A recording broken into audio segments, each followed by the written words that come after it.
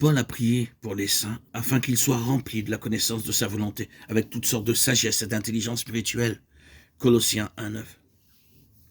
L'intelligence implique un sens ou une compréhension plus complète de ce qui est connu, avec la faculté d'appliquer cette connaissance à sa valeur juste.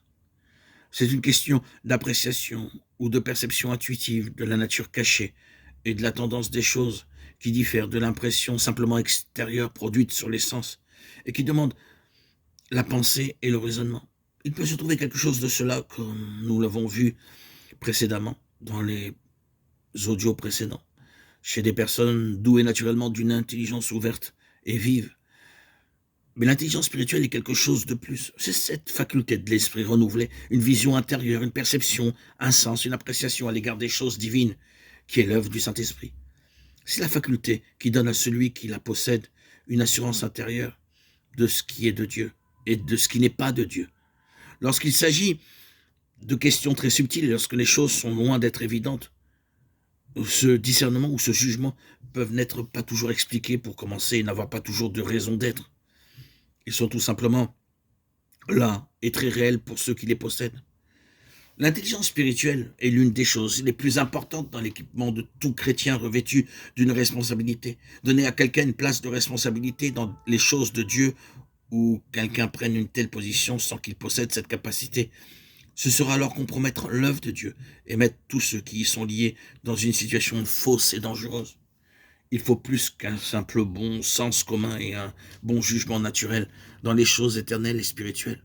Le seul objet, le seul but prééminent de cette faculté spirituelle, c'est la connaissance de Dieu, et peu importe combien grande et complète est la connaissance de l'homme dans les choses naturelles. La seule condition indispensable pour avoir une responsabilité dans l'œuvre spirituelle, c'est de connaître Dieu dans une mesure qui dépasse toutes les capacités ou les possibilités naturelles. Aucune capacité ne pourra remplacer l'intelligence spirituelle. Il faut que tous ceux qui sont touchés par ce qui est dit ou fait trouvent dans celui qui parle et qui agit une connaissance personnelle, réelle, vivante et véritable de Dieu, une intelligence spirituelle profonde. Il est significatif de constater combien de personnes ont été amenées dans une position en vue par certaines formes de l'œuvre chrétienne, mais ce n'est pas le christianisme de Romains 6. Tout mouvement qui encourage la conscience de soi est dans l'erreur. La conscience de soi, que ce soit un moi mauvais ou un bon moi, un grand moi ou un petit moi, est une faiblesse et un mal.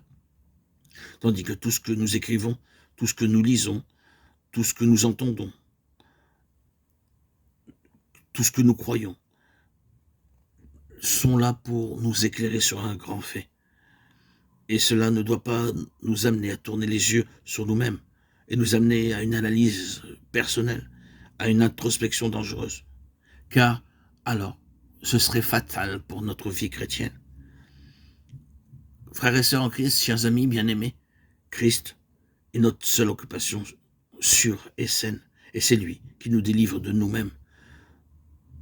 Concentrons-nous sur lui et non sur nous-mêmes. Il faut que nous ayons fait une expérience fondamentale et décisive afin que nous sachions par une loi établie et un gouvernement intérieur si nous franchissons la ligne de Christ pour venir à nous-mêmes dans nos propres âmes. Un chemin simple, humble et désintéressé est un sûr chemin pour être centré sur Christ et non sur nous-mêmes. Ne cessons donc jamais de nous appuyer sur le Seigneur dans une faiblesse consciente, de peur d'agir dans l'âme et non dans l'esprit.